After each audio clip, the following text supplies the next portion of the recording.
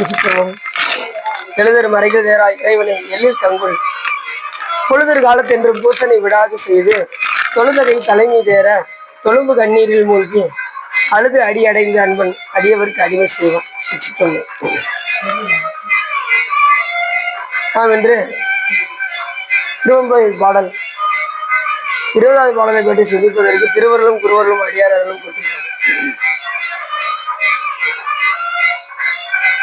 போற்றி அருள்களின் ஆதியாம் பாதமலர் போற்றி அருள்களின் அந்தமாம் செந்தளிர்கள் போற்றி எல்லா உயிர்க்கும் தோற்றமாம் பொற்பாதம் போற்றி எல்லா உயிர்க்கும் போகமாம் பூங்கடல்கள் போற்றி எல்லா உயிர்க்கும் ஈராம் இணையடிகள் போற்றிவான் நான்முகனும் காணாத குண்டரிகள் போற்றியாம் உய்ய ஆட்கொண்டருளும் பொன்மலர்கள் போற்றியாம் மார்கழி நீர் ஆடேலோர் எம்பாவா என்று மிக அருமையாக பாடுகின்றார் நமது மாணிக்கவாசகர்.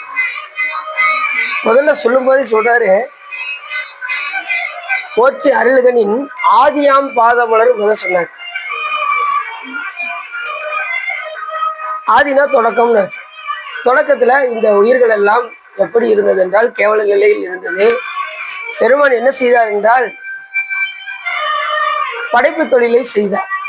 எப்படி என்றால் முதலில் கேவல நிலையிலிருந்து நம்மளை எடுத்தார். அதை பேதித்து வளர்த்தெடுத்த பெய்வளை தன் பாத திறம்பாடி ஆடையிலோர் எம்பாவாய் என்று சொல்வதற்கிறங்க நம்மளை கேவல நிலையிலிருந்து எடுத்து பிறப்புக்கும் எல்லா உயிர்க்கும் சிறப்புவா சீதொழில் வேற்றுமையான் என்று சொல்வதற்கிறங்க நமக்கு இந்த கேவல நிலையிலிருந்து எடுத்ததுதான் ஆதியாம் பாதமலர். இப்ப இயக்க ஆரம்பிச்சிருச்சுன்னா எது வேலை செய்ய ஆரம்பிச்சிடும்? சக்தி வேலை செய்ய ஆரம்பிச்சு. நம்ம சக்தியை எதை சொல்லுவோம்? திருவடியாக நாம் சொல்லுவோம். சாமி வேற கிடையாது, திருவடி வேற கிடையாது, ரெண்டும் ஒண்ணுதான். இப்ப நம்ம இங்க இருக்கோம். இங்க இருந்து நம்ம வீட்டுக்கு போகணும். எப்படி போவோம்? நம்ம காலால நடந்து போவோம். அப்ப நினைக்கிற ஆள் வேற, நடந்து போற ஆள் வேறையா? ரெண்டும் ஒரே ஆள் தானே. அதே போல நினைப்பது சிவம், காலால் நடந்து போகிறது சக்தி. அப்ப நம்ம கேவலிலிருந்து எடுக்கிற அந்த ஒரு திறத்தை ஆதியாம் பாத மலர் அப்படின்னு எப்பயுமே திருவடிய மலராக ஒப்பிடுவார்கள். உலகலாம் உணர்ந்து ஓதற்கரியவன் நில உலாவிய நீர்வழிவேணியன் அழகில் சோதியன் அம்பலத்து ஆடுவான் மலர் சிலம்படி வாழ்த்தி வணங்குவான். இப்பதான் ஆரம்பிச்சு மலர் சிலம்படி. திருவடியை சொல்லும் போது எப்படி சொன்னாரு? மலர் சிலம்படி. திருவடி எப்பயுமே மலருக்கு ஒப்பிடுவார்கள். அதுலயும் மலர் அப்படின்னாலே நமக்கு என்ன மலர் தான் ஞாபகம் வரணும்? பூவினு கருங்கலம் பொங்கு தாமரை தான் நமக்கு. ஏன்னா ஏற்கனவே நம்ம சொல்வது போல சாமியுடைய திருமேனி செந்தாமரை காடு அடைய மேனி தனிச்சுடரை 2 விழி தனிய நேர்க்கி என்று சொல்வதற்கிறாங்க. சாமியுடைய திருவடியானது மலர் சிலம்படி. நாம கொடுக்கக்கூடிய மலர் என்னமோ வாடுகின்ற மலர். இறைவனுடைய திருவடி வாடா மலர். அதை நாம் சூடிக்கொள்வோம். அத மாணிக்கவாச பெருமானே அந்த திருவடியை நான் போற்றாம இருக்கனே. ஆடுகின்றிலை கூத்துடையான்களுக்கு அன்பிலை பாடுகின்றிலை பதைப்பதும் செய்கிலை பணிவ இப்படி நிறைய சொல்றாரு பாட்டுல. அது மாதிரி ஆமாறு உன் திருவடிக்கு அகங்குலையேன் அன்புருகேன் பூமாலை புனைந்தேத்தேன் புகழ்ந்துரையேன் அப்படின்னு நான் இதெல்லாம் செய்யலையே அப்படின்னா நம்ம அதெல்லாம் செய்யணும்னு அர்த்தம். ஏன்னா இலக்கணத்துல புனைந்தேத்தேன் ஏத்தேன் அப்படின்னா ஏன் ஆகுதுன்னா நம்ம என்ன செய்யணும்? அதை ஏத்தணும்னு அர்த்தம். புனைந்து கொடுக்கணும் பெருமானுக்கு. அப்படி பாட்டுல சொல்றாரு, போற்றி அருளுக நின் ஆதியாம் பாதமலர். அந்த திருவடியை நாம போட்டோம். இறைவனை நாம வாழ்த்தலாமா? போட்டி சொல்லலாமா? இறைவனை போட்டலாமா? இறைவனை வாழ்த்தலாமா? நாம சின்னவங்க, சாமி எவ்வளவு பெரிய ஆளு, அவனை வாழ்த்தலாமா? சாமிய இறைவனை வாழ்த்தினால் எல்லா உயிரும் ஒவ்வொரு ஆளையா கூப்பிட்டு வாழ்த்துறதுக்கு, கந்தசாமி நீ வாழ்க, குப்புசாமி நீ வாழ்க,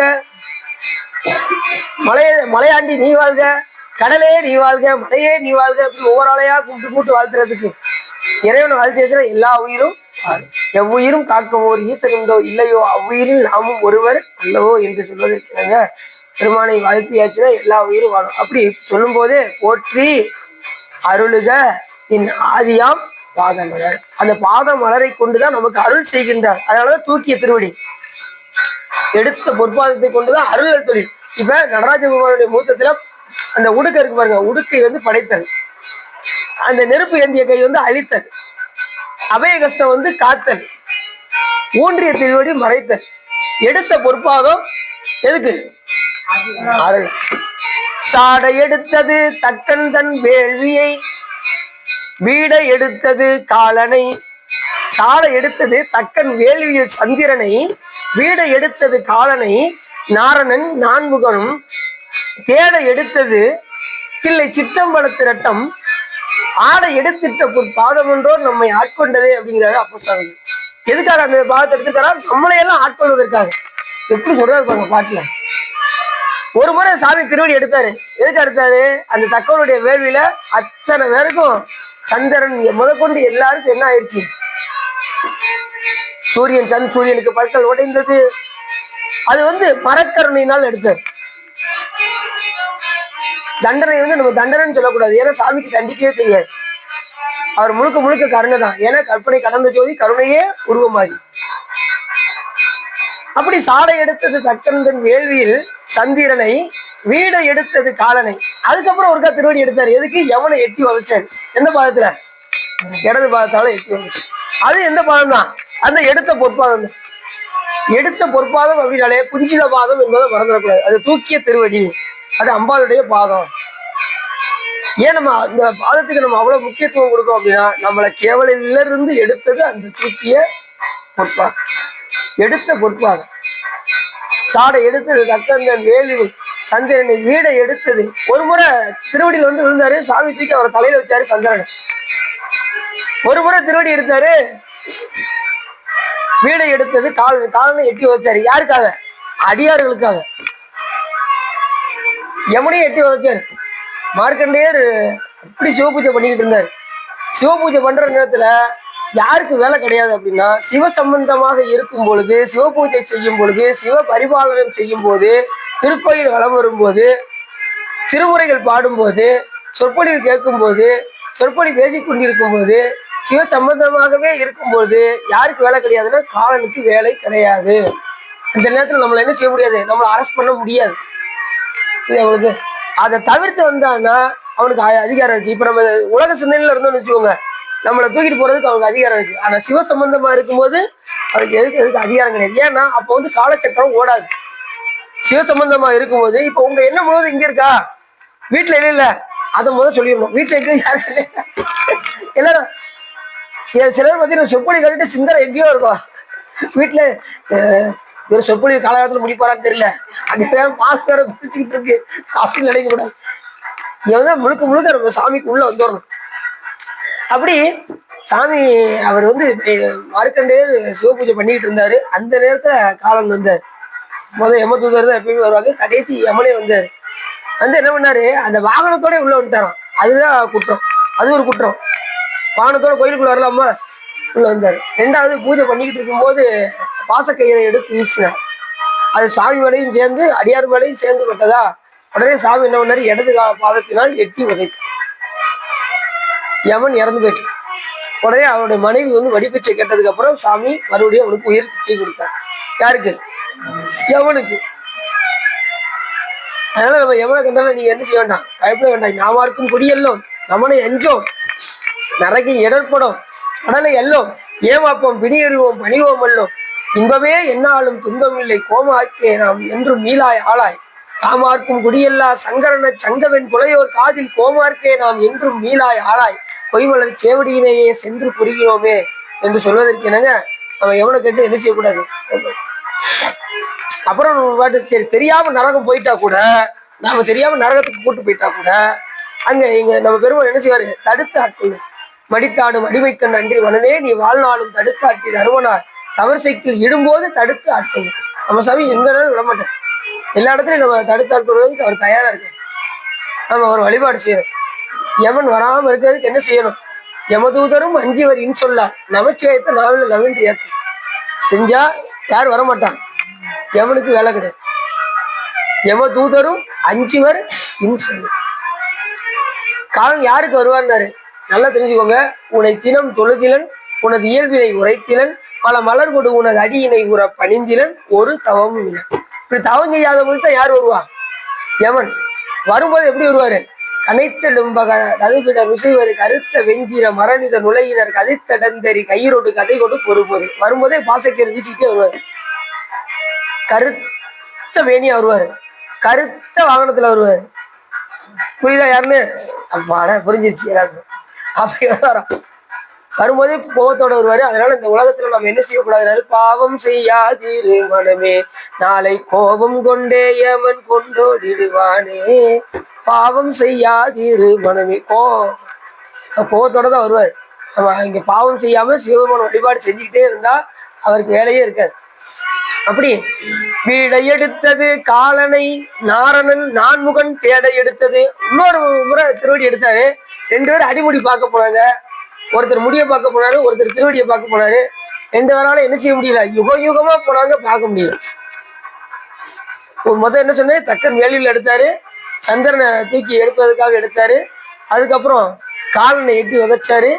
அதுக்கப்புறம் இப்ப நாரணனும் நான்முகமும் தேட எடுத்து அப்போ ஒருக்கா திருவடி எடுத்தாரு சாமி. இத்தனையும் சொல்லிட்டு கடைசி சொன்னார் பாருங்க, ஆடை எடுத்திட்ட பொற்பாதம் அன்றோ நம்ம எல்லாம் ஆட்கொள்வதற்கு. எப்படி சொல்றாரு? அந்த எடுத்த பொற்பாதம் எதுக்காக? நம்ம எல்லாம் வேதித்து வளர்த்தெடுத்த பெய்வலை. அதைத்தான் முதல்ல சொல்றாரு, ஆதியாம் பாதமலர். அந்த வேதித்து வளர்த்து எடுக்கிறாங்க பாருங்க நம்ம கேவலையில இருந்து, அதைத்தான் ஆதியாம் பாதமலர்.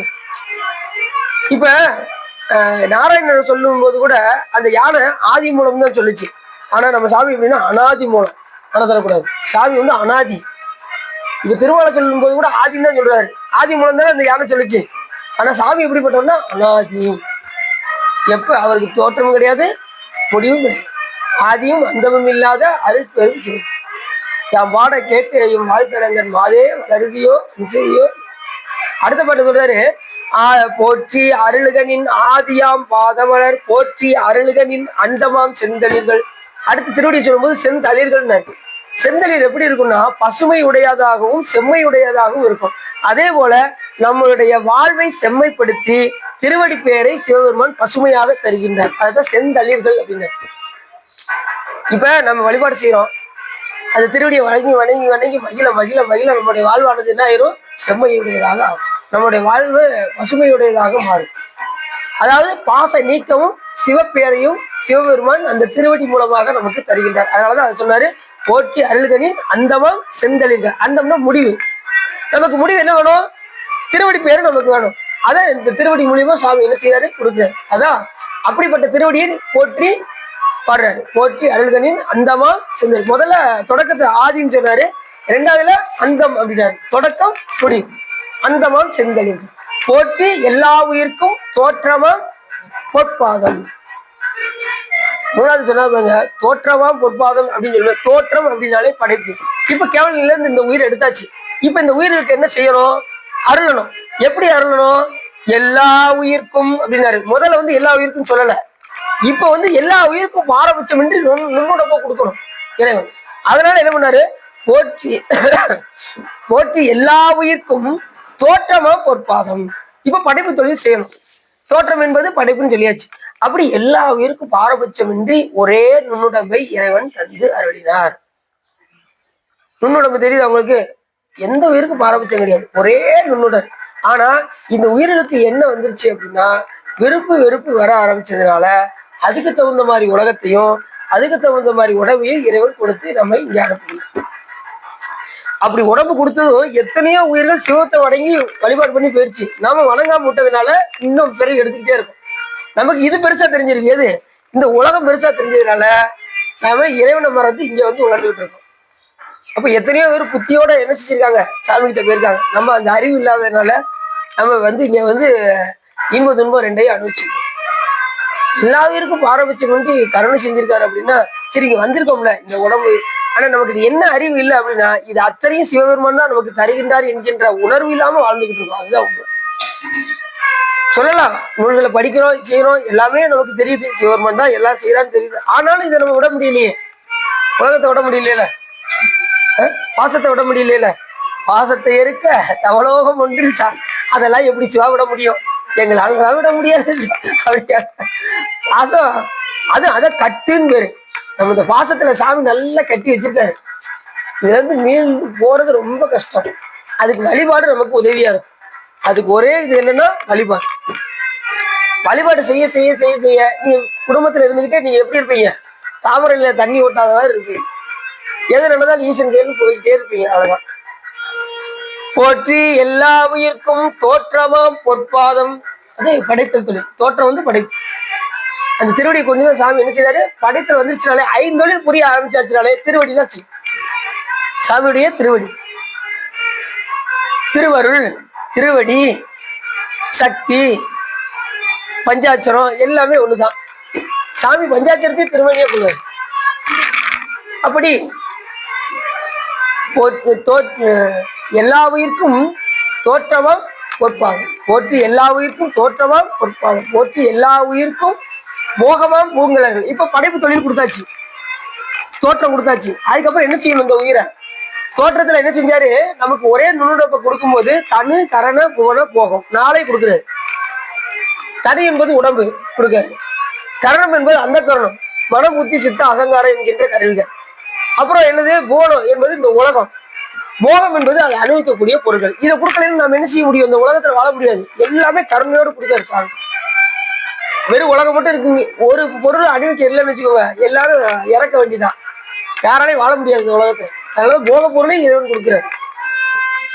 இந்த கடல், மலை, இந்த இயற்கை சூழ்நிலைகள் எல்லாத்தையும் சாமி தர்றாரு நம்ம அனுபவிக்கிறதுக்காக.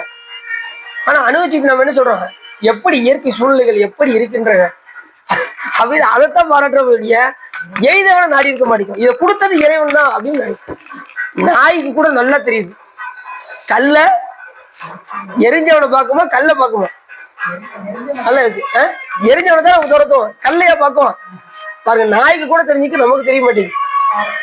எய்தவன் சிவபெருமான் தெரியாம எய்தவனை நாடியிரு அப்படின்னு குருஞான வந்து சொல்ற. இதுக்கு மூலம் வந்து சுவாமி தான். அவரை போய் தேடி வழிபாடு செய்யணுங்கிறத விட்டுட்டு இதையே பார்த்துக்கிட்டு இருக்கோம்.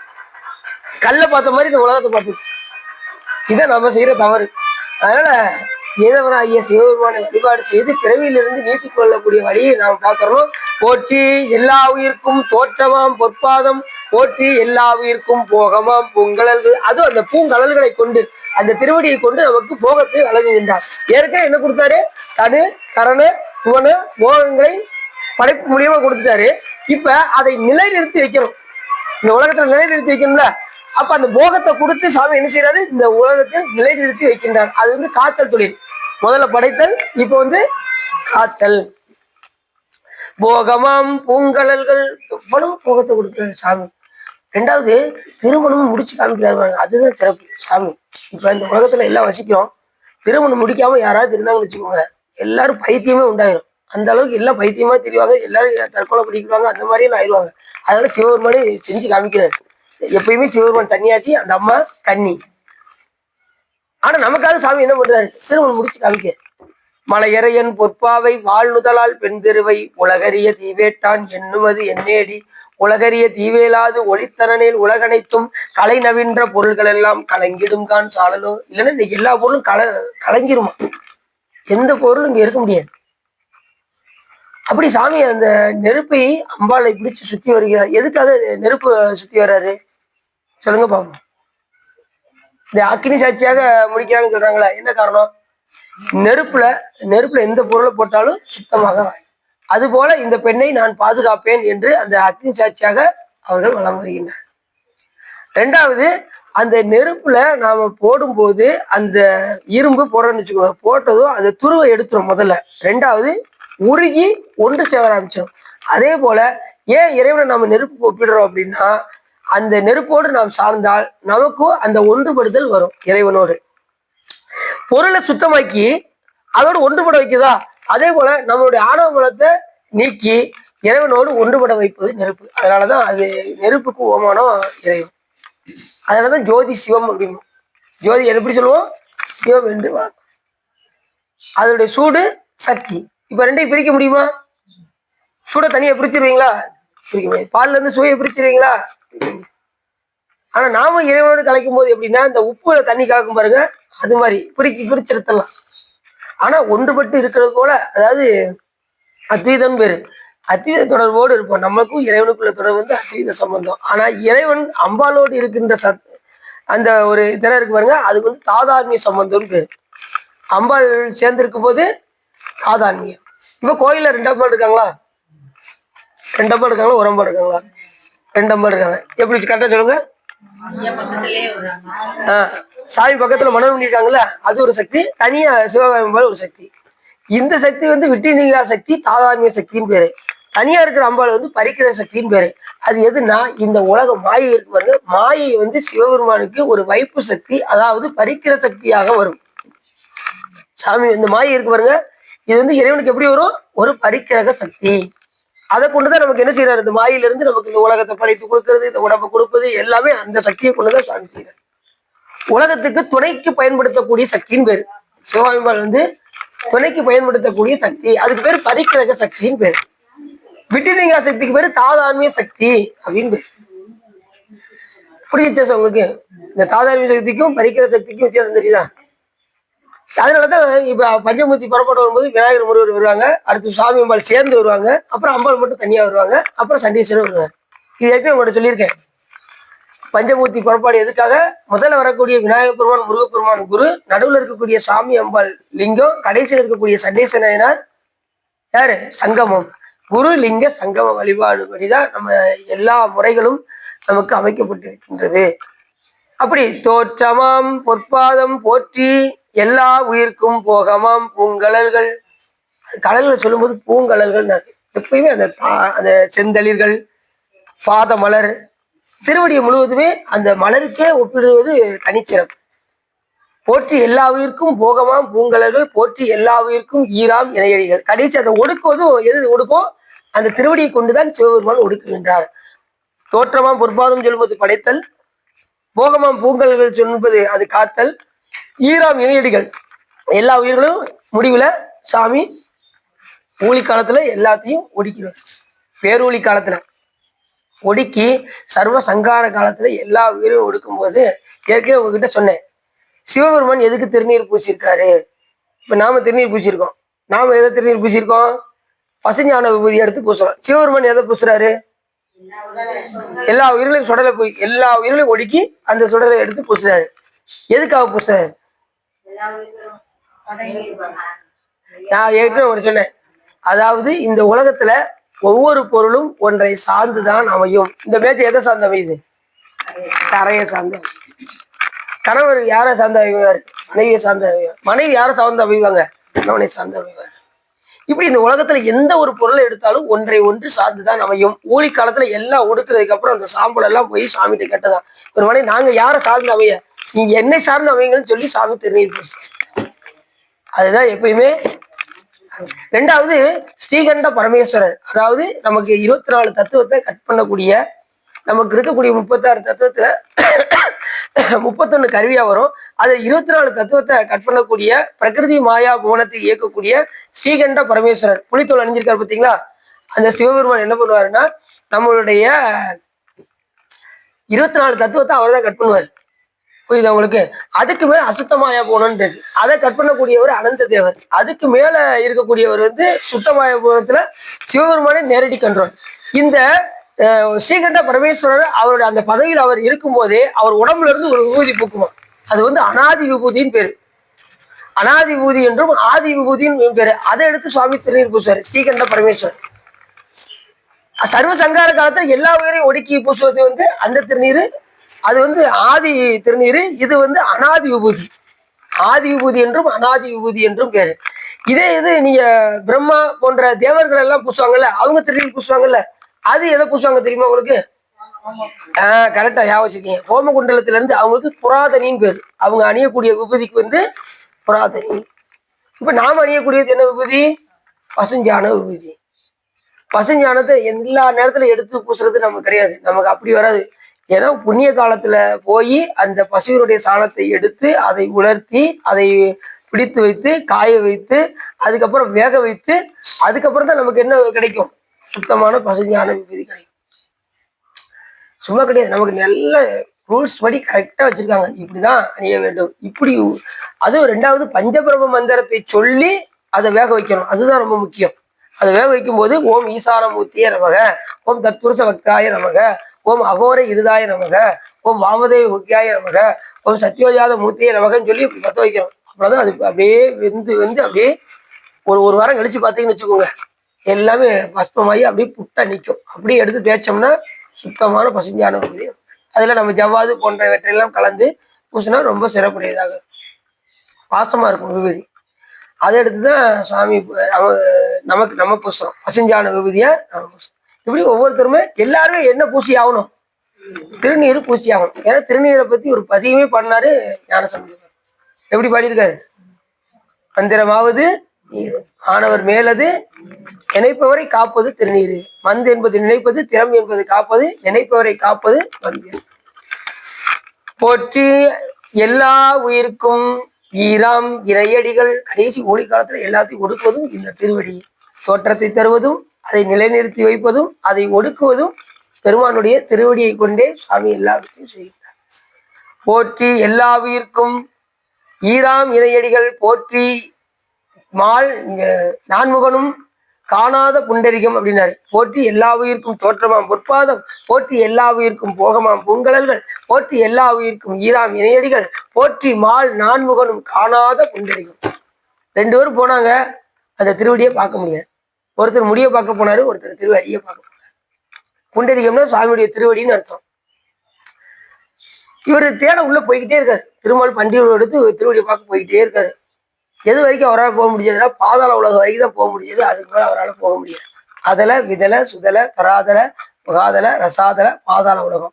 அதுக்கு மேல எது இருக்குன்னா சுவாமியுடைய திருவடி, அதுக்கு கீழே விளங்குது. அதனால இவரால் என்ன செய்ய முடியல, பாதாள உலகத்துக்கு மேல போக முடியல.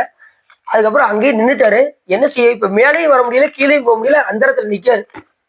உடனே அவருக்கு அந்த நேரத்துல ஒரு யோசனை வந்து பாருங்க, டக்குன்னு சிவ பூஜை பண்ண ஆரம்பிச்சிட்டாரு. அதுதான் அவர் செஞ்ச முக்கியமான வேலை. இப்ப பிரம்மா மேல போடல, அவர் சிவ பூஜை பண்ணியிருந்தாருன்னா எலும்பியை பார்த்துருப்பார்ல.